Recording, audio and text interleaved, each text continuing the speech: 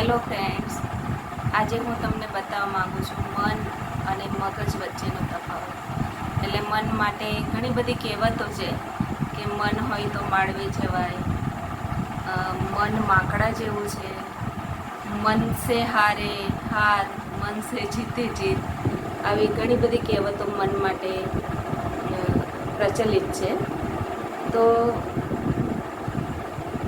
મન એ જાગ્રત મન અને અર્ધ જાગ્રત મન એવા બે મન છે. એટલે જાગ્રત મન છે આખો દિવસ આપણે જે પણ કામ કરીએ છીએ સવારથી તો સાંજ સુધી, કે જેમાં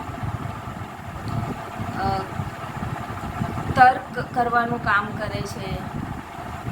દાખલા તરીકે આજે હું પાવાગઢ જઈશ, પછી મહાકાળી માતાના દર્શન કરીશ, મારા ફ્રેન્ડ સાથે હું ગ્રુપમાં કોઈ સારી હોટલમાં જમીશ. આ બધું જે વિચારવાનું કામ કરે છે એ જાગ્રત મન કરે છે.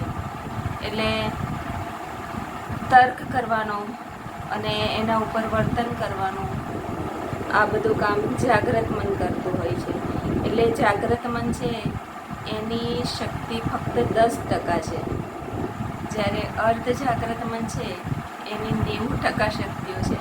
પણ જે અર્ધ જાગ્રત મન વિશે કોઈક વિરલાઓ જ જાણતા હોય છે, બધા જ અર્ધ જાગ્રત મન વિશે જાણતા હોતા નથી. દાખલા તરીકે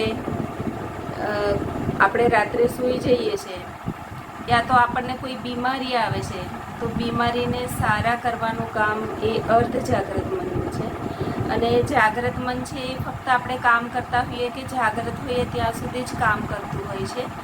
અને જ્યારે આપણે સૂઈ જઈએ છીએ ત્યારે આપણું અર્ધ જાગ્રત મન એ એક્ટિવ થઈ જતું હોય છે.